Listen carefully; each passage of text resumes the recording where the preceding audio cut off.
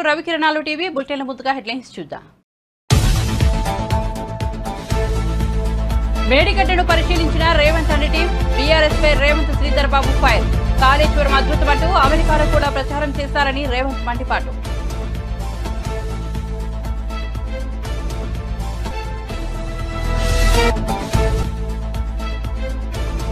వైసీపీలో మరో wicket down. మాగుంటకు MP ticket ఇచ్చేందుకు వైసీపీ హైకమాండ్ నిరాకరణ. టీడీపీలో చేరేందుకు రెడీ అవుతున్న మాగుంట ఢిల్లీ నుంచి నేరుగా హైదరాబాద్ చేరుకున్న ఎంపీ.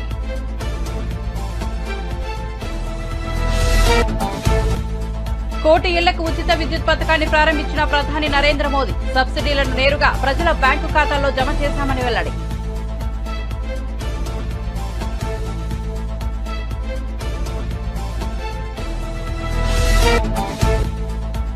పాలకొండలో శంఖారావం సభ. హాజరైన నారా లోకేష్. సీఎం జగన్ పై విమర్శనాస్త్రాలు. జగన్ ను తల్లి చెల్లె నమ్మడం లేదని ఎద్దేవా.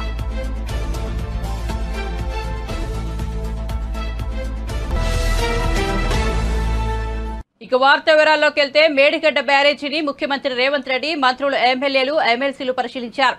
తొలుత బ్యారేజీ పై నుంచి కుంగిన పిల్లర్లను వీరు పరిశీలించారు. ఈ సందర్భంగా బ్యారేజీ దిగువ భాగంలో కుంగిన పిల్లర్ల వద్ద ఏం జరిగిందో అధికారులను అడిగి సీఎం తెలుసుకున్నారు.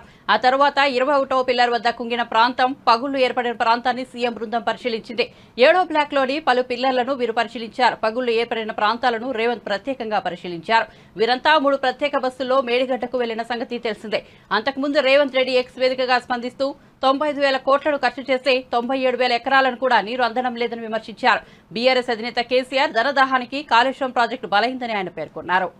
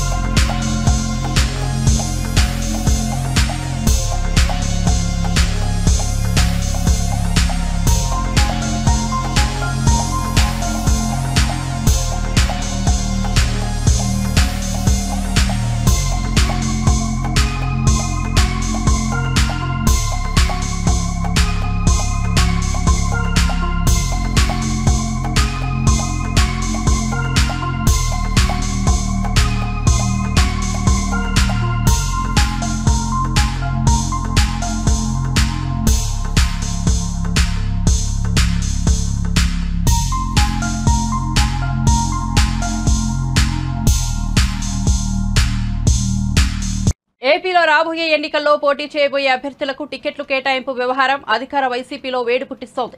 ఇప్పటికే పలువురు సిట్టింగ్ ఎమ్మెల్యేలకు సీటు లేదంటూ పార్టీ నాయకత్వం స్పష్టంగా చెప్పేసింది. టికెట్ రాదనే క్లారిటీ వచ్చిన నేతలు పక్క పార్టీల వైపు చూస్తున్నారు. ఒంగోలు ఎంపీ మాగుంట శ్రీనివాసులురెడ్డికి ఈసారి టికెట్ దక్కకపోవచ్చనే విషయం స్పష్టంగా తెలుస్తోంది. ఢిల్లీ పర్యటనలో మాగుంటను జగన్ కనీసం పలకరించకపోవడం దీనికి నిదర్శనం. ఈ నేపథ్యంలో మాగుంట శ్రీనివాసులురెడ్డి టీడీపీలో చేరబోతున్నారనే ప్రచారం జరుగుతోంది. హైదరాబాద్ లో టీడీపీ అధినేత చంద్రబాబుతో మాగుంట భేటీ అవుతున్నట్టు సమాచారం. పార్లమెంటు సమావేశాలు ముగిసిన అనంతరం ఢిల్లీ నుంచి మాగుంట నేరుగా హైదరాబాద్ చేరుకున్నారు. చంద్రబాబుతో చర్చల సందర్భంగా టీడీపీ సీటుపై హామీ వచ్చిన తర్వాత ఆ పార్టీలో చేరే విషయాన్ని మాగుంట ఒంగోలులో అధికారికంగా ప్రకటిస్తారు. టీడీపీ జాతీయ ప్రధాన కార్యదర్శి నారా లోకేష్ ఉమ్మడి శ్రీకాకుళం జిల్లాలో శంఖారావం యాత్ర కొనసాగిస్తున్నారు. శంఖారావం యాత్రకు 3 రోజులు కాగా పాల్గొన్న నియోజకవర్గంలో ఏర్పాటు చేసిన సభకు లోకేష్ హాజరయ్యారు. ఇటీవల విడుదలైన యాత్ర 2 చిత్రాన్ని తన ప్రసంగంలో ప్రస్తావించారు. కోట్ల రూపాయలు ఖర్చు పెట్టి యాత్ర 2 సినిమా తీశారని అన్నారు. వైసీపీ నేతలకు టికెట్లు ఇచ్చి ఆ సినిమా చూడాలని అడుక్కునే పరిస్థితి వచ్చిందని ఎద్దేవా చేశారు. వైసీపీకి అంతిమయాత్ర మొదలైందని లోకేష్ స్పష్టం చేశారు. ఇక జగన్ కు రంగుల బొమ్మలంటే చాలా ఇష్టమని, టీడీపీ హయాం నాటి భవనాలకు రంగులేసుకుని గొప్పలు చెప్పుకుంటున్నారని విమర్శించారు. మీ బిడ్డను అంటూ జగన్ పదే పదే ఎందుకు చెప్పుకుంటున్నాడో ఇప్పుడు నాకు అర్థమైంది. మీ బిడ్డను కాబట్టి మీ భూములు నాకే ఇవ్వండి చెబుతారంటూ లోకేష్ వ్యంగ్యం ప్రదర్శించారు. నాయకులు పార్టీ వీడి వెళ్ళినా తెలుగుదేశం పార్టీకి అండగా నిలబడింది తెలుగుదేశం పార్టీ కార్యకర్తలు. అన్న విశ్వవిఖ్యాత నట సార్వభౌమ స్వర్గీయ శ్రీ నందమూరి తారక రామారావు గారు ఏ ముహూర్తంలో పార్టీ స్థాపించారో తెలియదు కానీ ఆ పసుపు జెండా చూస్తేనే మనకు ఒక నూతన ఉత్సాహం, ఒక ఉత్తేజం, మనకు ఒక భరోసా. వైకాపా నాయకులకి బూమ్ బూమ్ కావాలి, ప్రెసిడెంట్ మెడల్ కావాలి, ఆంధ్ర గోల్డ్ కావాలి, అప్పుడే వాళ్ళ బండి కదులుతుంది. కానీ మనకి ఒక చంద్రబాబు నాయుడు గారు పిలుపు వస్తే పరిగెత్తే సత్తా ఉంది. భారతదేశంలోనే కార్యకర్తల పార్టీ అంటే గుర్తొచ్చే పార్టీ తెలుగుదేశం పార్టీ. అందుకే ఆనాడు 2014లో కార్యకర్తల కోసం ఒక కార్యకర్తల సంక్షేమ నిధి ఏర్పాటు చేశాం.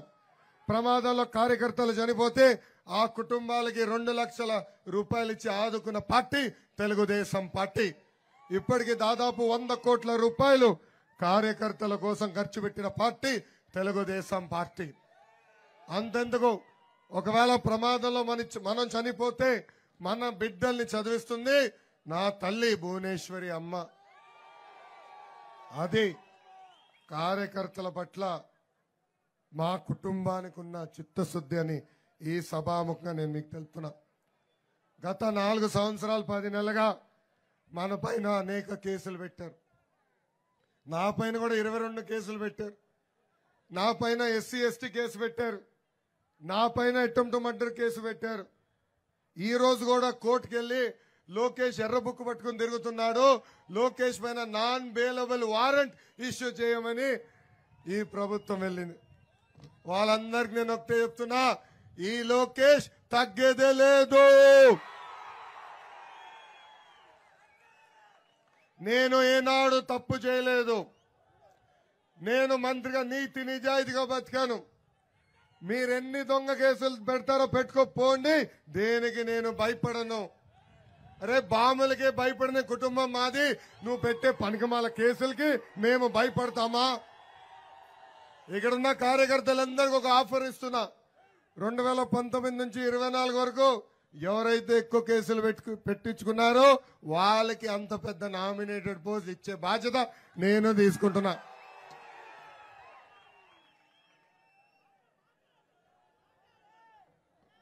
మన అన్న ఎన్టీఆర్, మన దేవుడు చంద్రబాబు గారు మన రాముడు.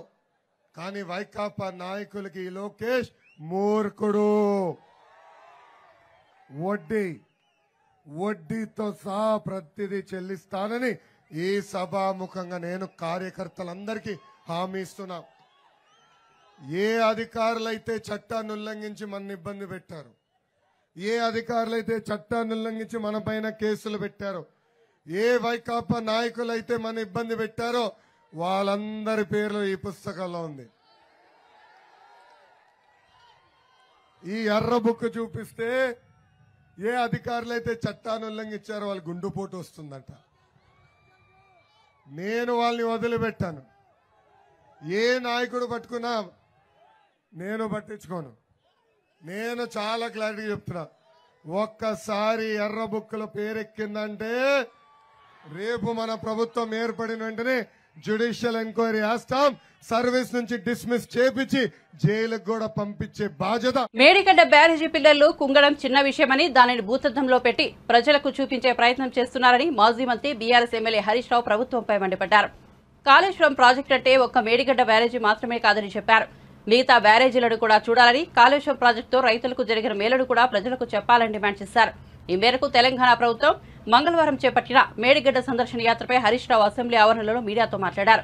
కాంగ్రెస్ ప్రభుత్వం తమ తప్పులను కప్పి పుచ్చుకోవడానికి నల్గొండలో బీఆర్ఎస్ నిర్వహించనున్న సభ నుంచి ప్రజల దృష్టిని మళ్లించడానికి ఈ యాత్ర చేపట్టిందని మండిపడ్డారు. మేడిగడ్డను ఇప్పటికే 5 మంత్రులు సందర్శించారని, కేంద్ర ప్రభుత్వ నిపుణుల కమిటీ కూడా పరిశీలించిందని హరీష్ రావు గుర్తు చేశారు. ముఖ్యంగా ఈ రోజు శాసనసభలో సభా సాంప్రదాయాలను ఉల్లంఘిస్తూ ఏకపక్షంగా శాసనసభ నడుపుతున్నటువంటి తీరును మేము తీవ్రంగా ఖండిస్తా ఉన్నాం. ఎజెండాలో లేకపోయినా ఈరోజు సడన్ గా దాని మీద ఒకవైపు ఎల్ఏ మినిస్టర్ గారు, ఇంకొక వైపు ముఖ్యమంత్రి గారు మాట్లాడడం, మరి వారు మాట్లాడిన తర్వాత ప్రధాన ప్రతిపక్షానికి మైక్ ఇవ్వమంటే మైక్ ఇవ్వకుండా సభను వాయిదా వేసుకున్నటువంటి తీరు ఇది పూర్తిగా ప్రజాస్వామ్య విలువలను మంటగల్పే విధంగా ఉంది.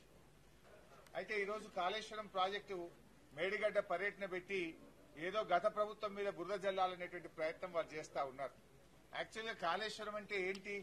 కాళేశ్వరం సమగ్ర స్వరూపంలో కాళేశ్వరం అంటే 3 బ్యారేజీలు, 15 రిజర్వాయర్లు, 19 సబ్స్టేషన్లు, 21 పంప్ హౌజులు, 203 కిలోమీటర్ల టనళ్లు, 1531 కిలోమీటర్ల గ్రావిటీ కెనాలు, 98 కిలోమీటర్ల ప్రెషర్ మెయిన్, 141 టీఎంసీల సామర్థ్యం కలిగిన రిజర్వాయర్లు, 530 మీటర్ల ఎత్తుకు నీళ్లు లిఫ్ట్ చేసే వ్యవస్థ, 240 టీఎంసీల నీటి వినియోగం. ఇది కాళేశ్వరం యొక్క సమాహారం. ఒక బ్యారేజీలో కొన్ని పిల్లర్లు కుంగిపోతే దాన్ని భూతద్దంలో చూపించి కోడిగుడ్డు మీద ఈకలు వీకే ప్రయత్నం చేస్తా ఉంది ప్రభుత్వం. మీరు వెళ్తా ఉన్నారు, సంతోషం, వెళ్ళండి. వెళ్లేటప్పుడు మార్గ మధ్యంలో రంగనాయక్ సాగర్ రిజర్వాయరు, మల్లన్న సాగర్ రిజర్వాయరు, గలగలా బారుతున్న కూడవెల్లి వాగు, ఫిబ్రవరి నెలలో కాళేశ్వరం నీళ్లతో ఈ రోజు కూడా కూడవెల్లి వాగు గలగల వారుతుంది. పక్కనే ఉన్న పచ్చటి పంట పొలాలు కూడా చూసి వెళ్ళండి. కాళేశ్వరం ఫలితాల రైతులను అడగండి. మీరు వెళ్తేటప్పుడు దుబ్బాకలో, సిద్దిపేటలో, బెజ్జంకిలో, కరీంనగర్లో, గజ్వేల్లో కాళేశ్వరం ఫలితాలు అందుకున్న రైతులను అడగండి. ఎలా మాకు మేలు జరిగిందో ఆ రైతులు కూడా చెప్తారు. నిన్నగాక మొన్న కర్ణాటక నుంచి కాంగ్రెస్ ఎమ్మెల్యేలు వస్తే ఎక్కడికి పంపినారు? మల్లన్న సాగర్ ను, రంగనాయక్ సాగర్ ను చూపించారు. కాళేశ్వరంలో భాగమైనటువంటి రంగనాయక్ సాగర్ ను చూపిస్తే అది చూసి కర్ణాటక కాంగ్రెస్ ఎమ్మెల్యేలు ఇది మహా అద్భుతం అని చెప్పి మనల్ని మెచ్చుకొని పోయినారు. వీడియో ఫుటేజ్ ఉంది, పేపర్లలో కూడా వార్తలు వచ్చినాయి. మరి అవి కూడా చూపించాలి కదా. రాజకీయంగా ఏదో 4 ఎంపీ సీట్లు రావాలను, రాజకీయంగా లబ్ధి పొందాలను, మా మీద బురద జల్లాలని చెప్పి ఒక ప్రయత్నం మీరు చేస్తా ఉన్నారు. అసలు మీ ప్రభుత్వం ఫెయిల్ చేసినారు. ఆనాడు తమ్మిడిహట్టి దగ్గర మీరు ప్రాజెక్టు ప్రతిపాదిస్తే అది చాప్రాల్ వైల్డ్ లైఫ్ లో శాంక్చురీలో ఇరుక్కపోయింది. 2007లో మీరు ఆనాడు ప్రాణహిత చెవెళ్లకు ఆలోచన చేసి జీవోలు ఇస్తే 2014 దాకా మీరు అధికారంలో ఉన్నారు. 7 ఏళ్లు మీరు అధికారంలో ఉండి ఎందుకు మీరు అనుమతులు లేదు? ఎందుకు మీరు తమ్మిడిహట్టి దగ్గర బ్యారేజ్ కట్టలేదు? కనీసం ఆ ప్రాజెక్టుకు మీరు అనుమతులు కూడా ఎందుకు తేలేకపోయారో ఇవాళ ప్రజలకు సమాధానం చెప్పాలి. ఇవాళ ఎస్ఆర్ఎస్పీ స్టేజ్ 2లో బారినాయి కాళేశ్వరం నీళ్లు, ఎస్ఆర్ఎస్పీలో బారినాయి కాళేశ్వరం నీళ్లు, ఉమ్మడి మెదక్ జిల్లాలో బారినాయి కాళేశ్వరం నీళ్లు, కరీంనగర్ జిల్లాలో బారినాయి కాళేశ్వరం నీళ్లు. ఎస్ఆర్ఎస్పీ రివర్స్ పంపింగ్ చేసి శ్రీరామ్ సాగర్ ప్రాజెక్టుకు చేరినాయి కాళేశ్వరం నీళ్లు. దాని ద్వారా కోట్లాది రూపాయల పంట పండింది, 3 కోట్ల మెట్రిక్ టన్నుల వడ్లు పండినాయి. నిజాలు చెప్పకుండా కేవలం ఒక సంఘటనను తీసుకొని మీరు బురద జల్లే ప్రయత్నం చేస్తున్నారు. మీరు ఇప్పటికే 5 మంత్రులు పోయినారు, విజిలెన్స్ టీం పోయింది. దానికి ఎక్కడ తప్పు జరిగిందో తప్పకుండా గుర్తించండి, చర్యలు తీసుకోండి. వెంటనే బ్యారేజీని పునరుద్ధరించే పని చేయండి. ఇవాళ కూడా నీళ్లు తీసుకోవడానికి అవకాశం ఉన్నా నీళ్లు తీసుకోకుండా, రైతులకు నీళ్లు ఇవ్వకుండా కేవలం గత ప్రభుత్వం మీద బురద జల్లాలనే ఒక దురుద్దేశంతో మీరు ఇలా ప్రాజెక్టును రెక్టిఫై చేయకుండా, రిస్టోర్ చేయకుండా కాలయాపన చేస్తా ఉన్నారు. మళ్ళా జూన్ జూలైలో వర్షాలు వస్తాయి. మీరు త్వరితగతిన నిర్ణయం తీసుకొని ఆ బ్యారేజ్ ను రెక్టిఫై చేసే ప్రయత్నం చేయండి. తప్పు జరిగినప్పుడు తప్పకుండా దాన్ని రెక్టిఫై చేయాలి. కానీ మీరు దాన్ని భూతద్దంలో పెట్టి రైతులకు నష్టం చేసే పని చేయొద్దు. రైతులకు నష్టం చేసే విధంగా చేస్తున్నారు. కాంగ్రెస్ పార్టీని ప్రజా ఉద్యమంతో మేము తట్టి లేపితే నిన్న మీరు అసెంబ్లీలో తీర్మానం చేసి ప్రాజెక్టులు అప్పజెప్పమని అప్పుడు నిద్ర లేచిండ్రు. మీరు నిన్న లేచిండ్రు.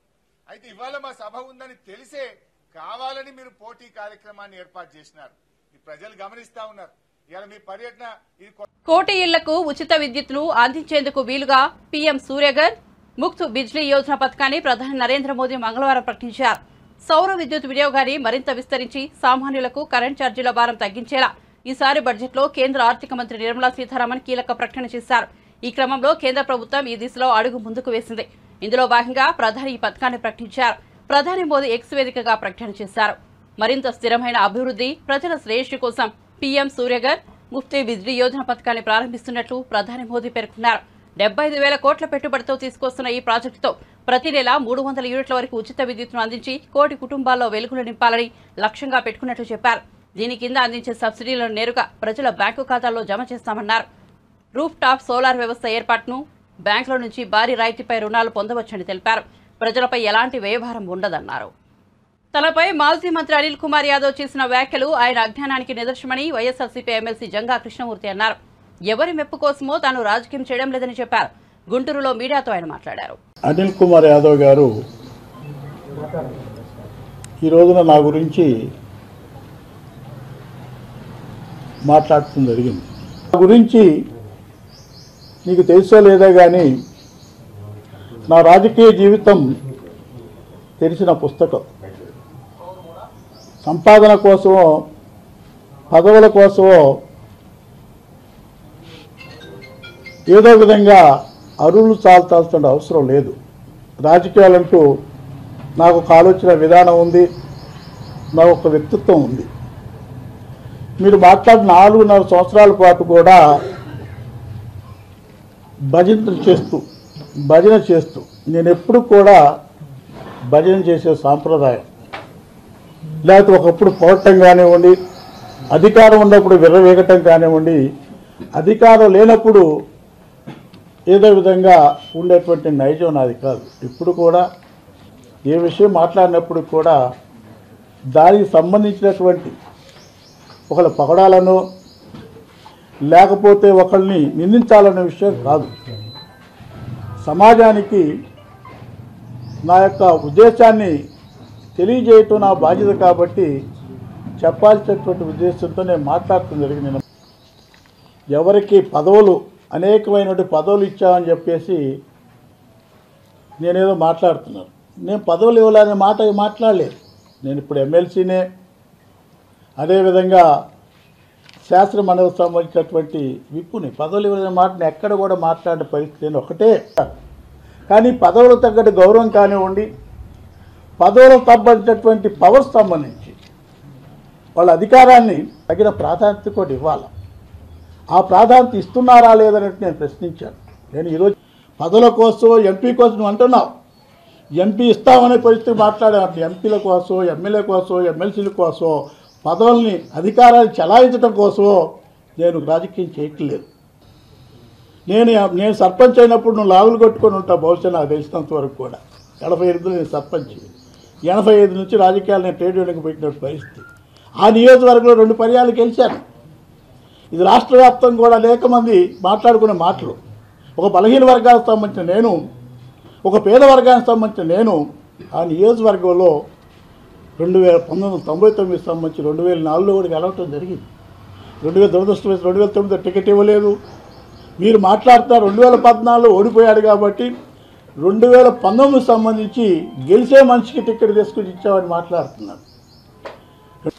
ఒకవైపు నేను మూటలు సంపాదించుకున్న మాటలు ఎక్కడ? ఆస్తుల మీద మీ గవర్నమెంట్ ఉంది, ఇప్పుడు మీ గవర్నమెంటే మన గవర్నమెంటే ఉంది. ఎంక్వైరీ అయ్యేది ఆస్తుల మీద నా ఎన్ని ఆస్తులు ఉండవు మీ ఈడీ బ్రహ్మాండంగా ఎంక్వైరీ వేసుకుంది. మేము సంపాదించింది ఎవరు? కేసీఆర్ చేసిన అభివృద్ధి రేవంత్ రెడ్డి ప్రభుత్వానికి కనిపించడం లేదని, తెలంగాణ ప్రజలకు వాస్తవాలు చెప్పాల్సిన బాధ్యత తమపై ఉందని కడియం శ్రీహరి అన్నారు. తెలంగాణ భవన్ నుంచి చలో నల్గొండ బహిరంగ సభకు బయలుదేరే ముందు ఆయన మీడియాతో మాట్లాడారు. తెలంగాణ నదీ జలాలపై కేంద్రం పెత్తనాన్ని బీఆర్ఎస్ ప్రభుత్వం గత 10 ఏళ్లుగా అడ్డుకుందని చెప్పారు. కానీ కొత్తగా అధికారంలోకి వచ్చిన కాంగ్రెస్ ప్రభుత్వం మాత్రం కేవలం 2 నెలల్లోనే కృష్ణా గోదావరి నదీ జలాల బోర్డులకు నదుల నిర్వహణను అప్పజెప్పిందని విమర్శించారు. తెలంగాణ రైతాంగం భవిష్యత్తుని అంధకారంలోకి నెట్టే ఈ నిర్ణయానికి వ్యతిరేకంగా తమ పార్టీ గలమెత్తిందన్నారు. భారత రాష్ట్ర సమితి పార్లమెంట్ సభ్యులు, శాసనసభ్యులు, శాసన మండలి సభ్యులు, పార్టీ నాయకులందరూ తెలంగాణ భవన్ నుంచి బయలుదేరి వెళ్తున్నాం. కృష్ణా రివర్ మేనేజ్మెంట్ బోర్డు పరిధిలోకి కృష్ణా నది పైన ఉన్న ప్రాజెక్టులన్నీ కనుక వెళ్లిపోతే తెలంగాణ ఎడారిగా మారే ప్రమాదం ఉన్నది. మంచినీటికి, సాగునీటికి, విద్యుత్ అవసరాలకు, విద్యుత్ ఉత్పత్తికి కూడా బోర్డు నడుకోవాల్సిన పరిస్థితి వస్తుంది. చిన్న చిన్న అవసరాలకు కూడా బోర్డును సంప్రదించి వాళ్ళ దయతో, వాళ్ళ అనుమతితో నీటిని తీసుకోవాల్సిన పరిస్థితి వస్తుంది. తద్వారా తెలంగాణ ఎడారిగా మారే ప్రమాదం ఉన్నది అని చెప్పి దాదాపు ఒక 10 రోజుల క్రితమే భారత రాష్ట్ర సమితి నిర్ణయం తీసుకుని కేసీఆర్ గారు నల్గొండలో బహిరంగ సభను ఏర్పాటు చేస్తే భయపడిపోయిన కాంగ్రెస్ ప్రభుత్వం నిన్నటికి నిన్న శాసనసభలో కృష్ణా రివర్ మేనేజ్మెంట్ బోర్డు మీద చర్చను పెట్టి ఏకగ్రీవ తీర్మానాన్ని ప్రవేశపెట్టి బహిరంగ సభను అడ్డుకోవడానికి ఇవాళ మేడిగడ్డకు కూడా యాత్రను ఏర్పాటు చేస్తున్నారు. కాంగ్రెస్ పార్టీ, కాంగ్రెస్ ప్రభుత్వం భారత రాష్ట్ర సమితి నల్గొండ సభకు భయపడిపోయే కేఆర్ఎంఈ పైన అసెంబ్లీలో ఏకగ్రీవ తీర్మానం పెట్టారు. ఇవాళ మేడిగడ్డకు కూడా ప్రయాణం చేస్తున్నారు. వాస్తవాలను ప్రజలు చెప్పడానికే, వాస్తవాలను రైతాంగానికి వివరించడానికే ఈరోజు మేమందరం నల్గొండకు వెళ్తున్నాం. గడిచిన 10 సంవత్సరాలుగా తెలంగాణ రాష్ట్రం ఏర్పడిన తర్వాత ఏపీ రీఆర్గనైజేషన్ యాక్ట్ లోనే కేఆర్ఎంబీ, జీఆర్ఎంబీలు ఉన్నా గత 10 సంవత్సరాలుగా తెలంగాణ ప్రాజెక్టులను కేఆర్ఎంబీకి, జీఆర్ఎంబీకి ఇవ్వకుండా అడ్డుకున్నాము. తెలంగాణ రైతాంగం యొక్క హక్కులను, తెలంగాణకు కృష్ణా నదీ జలాలపైన, గోదావరి నదీ జలాలపైన ఉన్న హక్కులను కాపాడుకునే ప్రయత్నం మనం చేశాం. అంతేకాకుండా చాలా స్పష్టంగా త్వరితగతిన కృష్ణా నది పైన విజేష్ కుమార్ ట్రిబ్యునల్ తన తీర్పును వెలువరించాలని, తెలంగాణ వాటా ఎంతో తేల్చాలని చెప్పి గత 10 సంవత్సరాలుగా కూడా డిమాండ్ చేస్తూ వస్తున్నాం. కేంద్ర ప్రభుత్వం గాని, విజేష్ కుమార్ ట్రిబ్యునల్ గాని తీర్పు వెలువరించకపోవడం మూలాన దాన్ని జాప్యం చేస్తూ కేంద్ర ప్రభుత్వం కేఆర్ఎంబీని వాళ్ళ పరిధిలోకి, ఈ ప్రాజెక్టులన్నింటినీ కూడా కేఆర్ఎంబీ పరిధిలోకి తీసుకోవాలనే ప్రయత్నం చేయడం కూడా సరి అయింది కాదు. దీనికి సమ్మతి తెలిపిన కాంగ్రెస్ ప్రభుత్వం నల్గొండ సభను చూసి భయపడి నిన్నటి రోజున ఆగమేఘాలపైన అసెంబ్లీలో తీర్మానం చేసింది. అయినా ప్రజలకు వాస్తవాలు చెప్పాలనే ఉద్దేశంతోనే ఇవాళ బ్రహ్మాండమైన సభను నల్గొండలో ఏర్పాటు చేసినాం. కేసీఆర్ గారితో పాటుగా భారత రాష్ట్ర సమితి ప్రజాప్రతినిధులు, శ్రేణులందరూ కూడా నల్గొండకు తరలి వస్తున్నాయి. రైతులందరూ కూడా తరలి వస్తున్నారు. వాస్తవాలను ప్రజలకు వివరించి చెప్పి నదీ జలాలపైన తెలంగాణ హక్కులను కాపాడుకోవడానికి కేఆర్ఎంబీకి, జీఆర్ఎంబీకి తెలంగాణ ప్రాజెక్టులను అప్పగించవద్దని, త్వరితగతిన ట్రిబ్యునల్ తీర్పులు ఇవ్వాలనే డిమాండ్తోని జల ఉద్యమం ఈ రోజు ప్రారంభమైంది. రైతులపై జగన్ సర్కార్ అప్పుల భారం మోపిందని బీజేపీ ఏపీ అధ్యక్షురాలు పురంధేశ్వర ఆరోపించారు. విజయవాడలో బీజేపీ కిసాన్ మోర్చా ఆధ్వర్యంలో నిర్వహించిన రైతు గర్జన సభలో ఆమె పాల్గొని ప్రసంగించారు. ప్రజలకు గౌరవం ఇచ్చేది మోదీ ప్రభుత్వమేనని ఆమె పేర్కొన్నారు. రైతుల ఆత్మహత్యలపై జగన్ ప్రభుత్వం ఎందుకు స్పందించడం లేదని ప్రశ్నించారు. ఇవాళ సగటున ప్రతి రైతు కుటుంబం మీద కూడా 2.5 లక్షల అప్పు భారం ఉన్నది అని చెప్పి సర్వేలు వెల్లడిస్తున్నటువంటి విషయం. మరి రైతుల్ని ఆదుకోవడానికి పదే పదే మాది రైతు పక్షపాత ప్రభుత్వం అని చెప్పేటువంటి జగన్మోహన్ రెడ్డి గారు ఇవాళ రైతులకి సమాధానం చెప్పవలసినటువంటి అవసరం ఉంది. ప్రతి సంవత్సరం కూడా మీరు 1,70,000 కోట్లు వ్యవసాయ రంగం మీద మేము వెచ్చిస్తున్నామని చెప్పేటువంటి జగన్మోహన్ రెడ్డి గారు నిజంగా మీకు రైతుల పట్ల అంతటి అంకిత భావం ఉన్నట్లయితే, రైతుల పట్ల వ్యవసాయ క్షేత్రంపై మీకు ఆ రకమైనటువంటి గౌరవం ఉన్నట్లయితే, ఇవాళ ఇంతటి నైరాశ్యంలో రైతులందరూ కూడా ఎందుకు కూరుకుపోయారు అని చెప్పి మేము వేస్తున్నటువంటి ప్రశ్న. ఇవాళ ఉత్పత్తి ఎందుకు పతనం అవుతుంది అని చెప్పి మేము వేస్తున్నటువంటి ప్రశ్న. పశు సంవర్ధకం ఏదైతే ఉందో దానిలో 7% తగ్గిపోయింది ఆంధ్ర రాష్ట్రంలో అని చెప్పి సర్వేలు చెప్తున్నాయి, నివేదికలు చెప్తున్నాయి. అదేవిధంగా హార్టికల్చర్ ఏదైతే ఉందో దానిలో 6.3% ఉత్పాదకత తగ్గిపోయిందని చెప్పి నివేదికలు చెప్తున్నాయి. ఆక్వా రంగం ఏదైతే ఉందో మరీ దౌర్భాగ్యం 19% తగ్గిపోయిందని చెప్పి నివేదికలు చెప్తున్నాయి. మీరు మేనిఫెస్టోలో ఏమి వాగ్దానాలు చేశారు రైతులకి? మేము ప్రతి జిల్లాలో కూడా ఒక కోల్డ్ స్టోరేజ్ మేము నిర్మాణం చేస్తామని చెప్పి మేనిఫెస్టోలో వారు వాగ్దానం చేయడం జరిగింది. ఇవాళ ఎన్ని జిల్లాల్లో మీరు మరి కోల్డ్ స్టోరేజీలు కట్టారో ఇవాళ రైతులకి సమాధానం ఇవ్వాల్సినటువంటి బాధ్యత ఇవాళ జగన్మోహన్ రెడ్డి గారి మీద ఉంది. 3,000 కోట్లతోటి నేను ధర స్థిరీకరణ నిధిని నెలకొల్పుతానని చెప్పి ఆనాడు జగన్మోహన్ రెడ్డి గారు చెప్పారు. ఎన్ని వేల కోట్లు మీరు వెచ్చించారని చెప్పి ఇవాళ భారతీయ జనతా పార్టీ ప్రశ్నిస్తుంది. 4,000 కోట్లతోటి ప్రకృతి వైపరీత్యాల కోసం వాటి నివారణ కోసం నేను 4,000 కోట్లతోటి నేను నిధిని నెలకొల్పుతానని చెప్పి ఆనాడు మరి జగన్మోహన్ రెడ్డి గారు చెప్పారు. మరి మొన్న మనం చూసాం మిచాంగ్ సైక్లోన్ తుఫాన్ ఏదైతే వచ్చిందో కనీసం రైతుల దగ్గర నుండి ఏదైతే ధాన్యం తడిసిపోయిందో దాన్ని కూడా కొనలేని పరిస్థితిలో ఇవాళ రాష్ట్రం ఉన్నదంటే అంతకంటే దౌర్భాగ్యం ఇంకోటి ఉంటుందా అని చెప్పి ప్రశ్నిస్తున్నాం. నీటిపారుదల మీద ఏ రకమైనటువంటి శ్రద్ధ చూపించారని చెప్పి మేము వేస్తున్నటువంటి ప్రశ్న. చివరికి అన్నమయ్య ప్రాజెక్టులో మీ జిల్లాలో గేట్లు కొట్టుకుపోయి అక్కడ ఉన్నటువంటి ఊళ్ళు సైతం కొట్టుకుపోతే ఈనాటి వరకు కూడా మీరు వారికి కాంపెన్సేషన్ ఇవ్వలేదే. ఎవరి కన్నీళ్ళు మీరు తుడిచారు? ఇవాళ కాలువలు ఎండిపోయి ఉన్నాయి. కాలువలు చూసినట్లయితే అక్కడ సాగునీరు కాదు, కానీ రైతుల కన్నీరు ఇవాళ వాటింట్లో పారుతున్నటువంటి పరిస్థితి. అక్కడ నరేంద్ర మోడీ గారు బటన్ ఒత్తి డబ్బు రైతుల ఖాతాలోకి వేస్తూ ఉంటే జగన్మోహన్ రెడ్డి గారికి మరి అలవాటే కదా బటన్ ఒత్తి ఖాతాలో నుండి డబ్బు తీసేసుకోవటం. అది ప్రావిడెంట్ ఫండ్ అయినా సరే, ఈఎస్ఐ డబ్బులైనా సరే, పంచాయతీ నిధులైనా సరే, ఉపాధి హామీ పథకం కింద ఇచ్చినటువంటి నిధులైనా సరే అవన్నీ కూడా బటన్ ఒత్తేసి ఈయన తిరిగి తీసేసుకుంటారు. అందుకనే గ్రామీణాభివృద్ధి ఏ రకంగా కుంటుపడిపోయిందో మనందరం కూడా సజీవంగా చూస్తున్నాం. సింహాద్రి లక్ష్మీ నరసింహస్వామిని ఎమ్మెల్సీ వరదు కళ్యాణితో కలిసి మంత్రి ఆర్కే రోజా దర్శించుకున్నారు. వీరికి ఆలయ అధికారులు స్వాగతం పలికారు. దర్శనానంతరం వేద పండితులు ఆశీర్వచనం చేసి స్వామివారి తీర్థ ప్రసాదాలను అందజేశారు.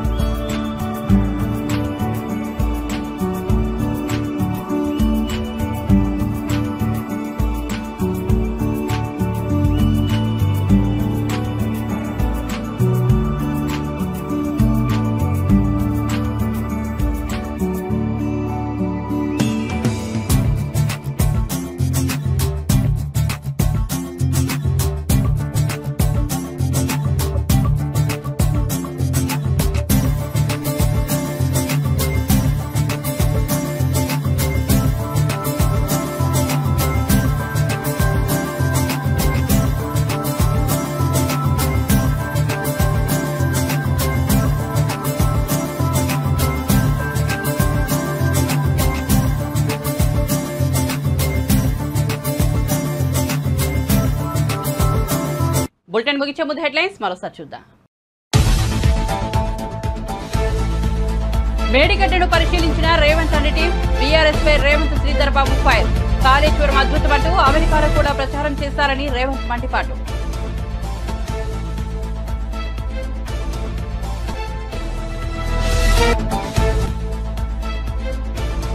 వైసీపీలో మరో వికెట్ డౌన్. మాగుంటకు ఎంపీ టికెట్ ఇచ్చేందుకు వైసీపీ హైకమాండ్ నిరాకరణ. టీడీపీలో చేరేందుకు రెడీ అవుతున్న మాగుంట ఢిల్లీ నుంచి నేరుగా హైదరాబాద్ చేరుకున్న ఎంపీ.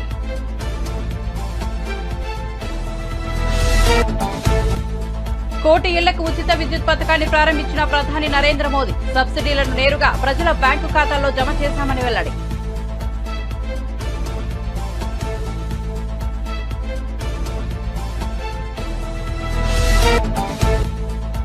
పాలకొండలో శంఖారావం సభ. హాజరైన నారా లోకేష్. సీఎం జగన్ పై విమర్శనాస్త్రాలు. జగన్ ను తల్లి చెల్లె నమ్మడం లేదని ఎద్దేవా.